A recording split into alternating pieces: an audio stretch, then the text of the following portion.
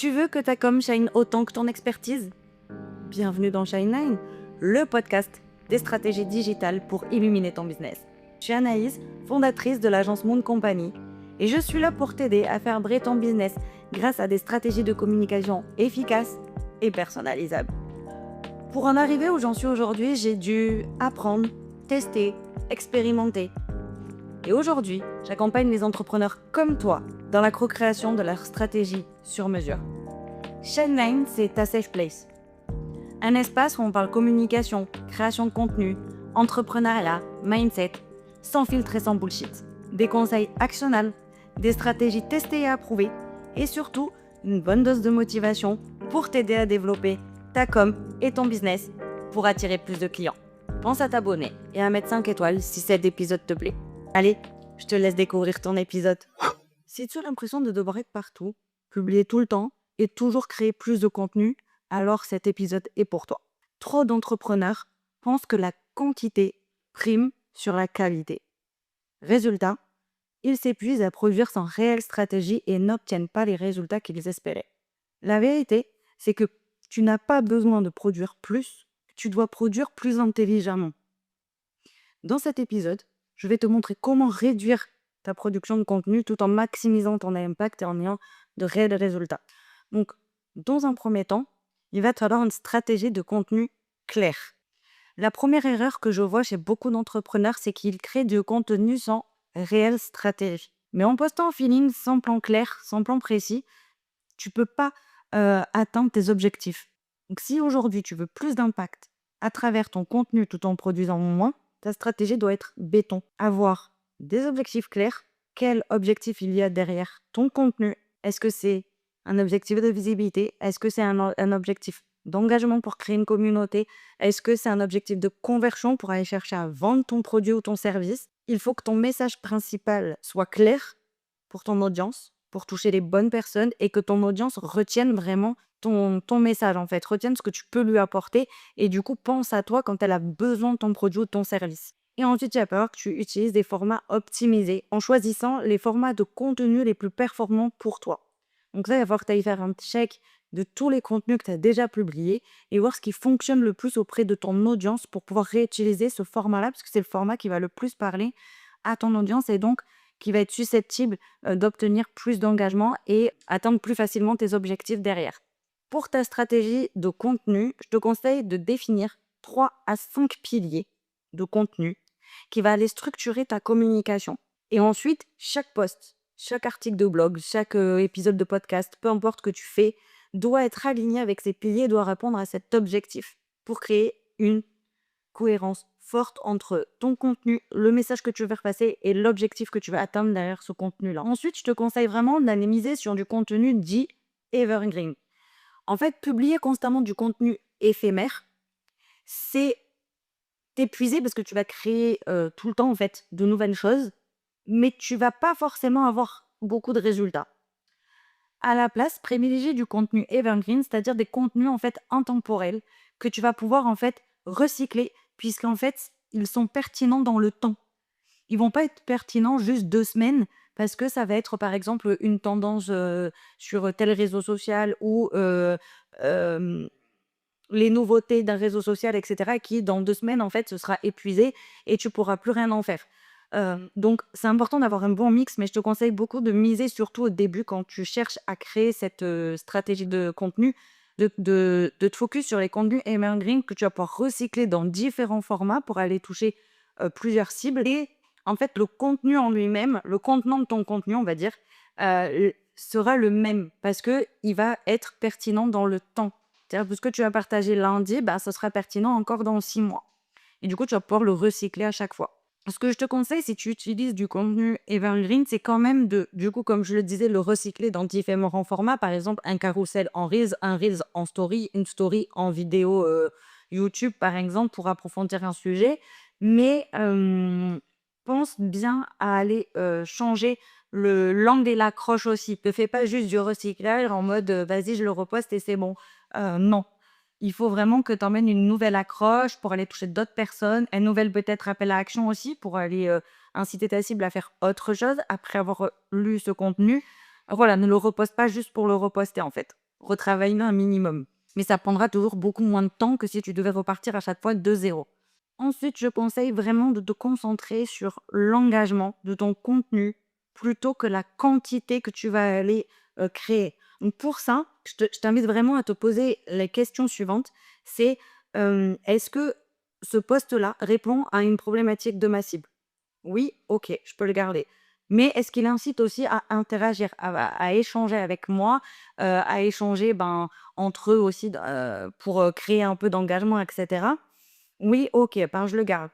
Ensuite, utilise des appels à action, des CTA clairs et stratégiques pour aller guider ton audience sur ce qu'ils ont à faire ensuite. Est-ce que tu veux qu'ils le partagent pour aller toucher plus de monde parce que c'est un contenu qui pourrait aider davantage de personnes? Est-ce que tu veux qu'ils aillent cliquer sur un lien en bio pour, je sais pas moi, aller voir un lead magnet pour aller télécharger un e-book gratuit? Enfin, voilà, incite ton audience vraiment avec un CTA clair à lui dire: «Fais ça quand tu arrives à la fin de mon contenu». Et ensuite, privilégier des contenus qui vont en fait créer du lien avec ton audience parce que aujourd'hui, les gens, ils ont besoin de connexion humaine avant de pouvoir s'intéresser en fait à ce que tu fais, et cetera. Ils ont besoin de créer un lien de confiance, une connexion avec toi. Donc, tu vas privilégier des contenus un peu plus storytelling, des témoignages pour apporter aussi une preuve sociale et des contenus qui incitent en fait à une interaction directe. Donc, le petit challenge, moi, que je te lance aujourd'hui, c'est d'aller réduire ton nombre de posts hebdomadaires, mais focus-toi sur l'accroche et sur le CTA. Donc, en gros, rends-les vraiment impactants et plus engageants, plus stratégiques. Après, ce que je peux te recommander, c'est aussi d'utiliser des outils d'automatisation ou encore l'IA. Parce qu'en fait, aujourd'hui, tu peux optimiser ton temps de création de contenu en utilisant les bons outils qui peuvent t'aider à produire mieux et plus vite. Par exemple, ça peut être ChatGPT et l'IA de Notion pour aller brainstormer sur tes idées, aller réfléchir à ton contenu, etc. et structurer surtout tes contenus et créer cette spam stratégie. Ça peut énormément t'aider.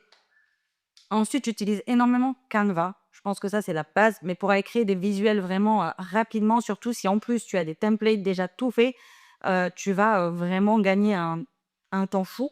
Et ensuite, pour programmer ton contenu, soit tu peux le faire directement depuis les réseaux en question, puisque maintenant tous les réseaux proposent une partie en fait de programmation.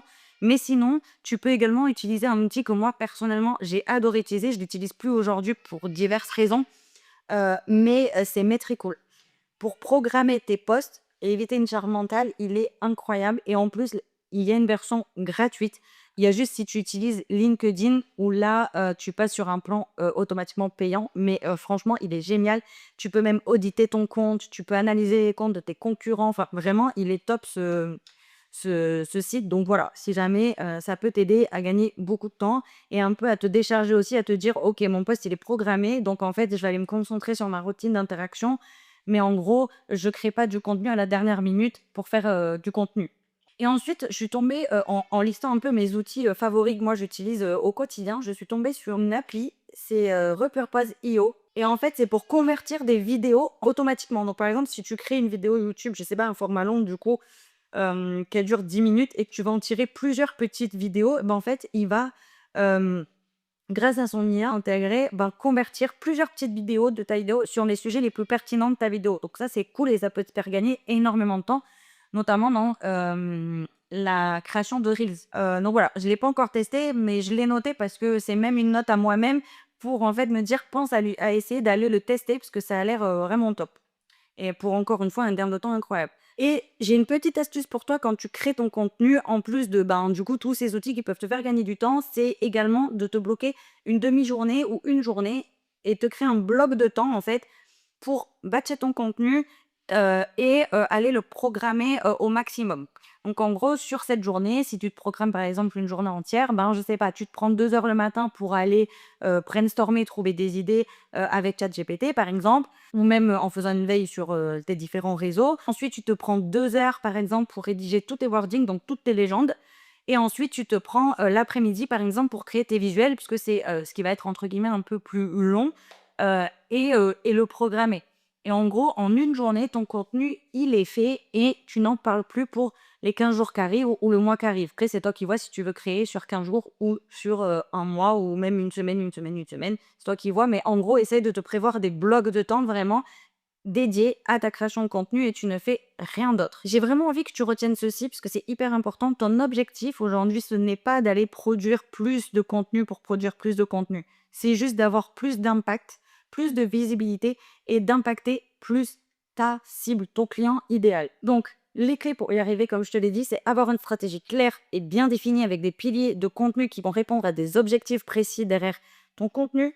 Miser sur du contenu evergreen pour ne pas repartir à chaque fois de zéro dans ta création de contenu, mais essaye quand même de trouver un bon équilibre entre tout ce qui va être tendance, nouveauté, etc. et du coup du contenu evergreen. Recycle tes contenus et décline-les vraiment dans différents formats avec des accroches différentes, des CTA différents, etc.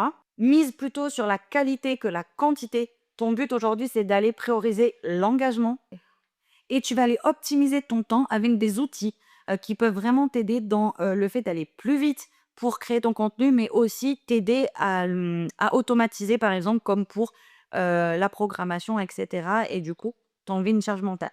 Le but aujourd'hui, c'est que ton contenu, il travaille pour toi et non l'inverse. Merci d'avoir écouté Shineline. J'espère que cet épisode t'a apporté des clés pour faire briller ta com et ton business. Si tu veux aller encore plus loin, viens me retrouver sur mes réseaux sociaux. Mais avant de te laisser, j'ai une petite question pour toi.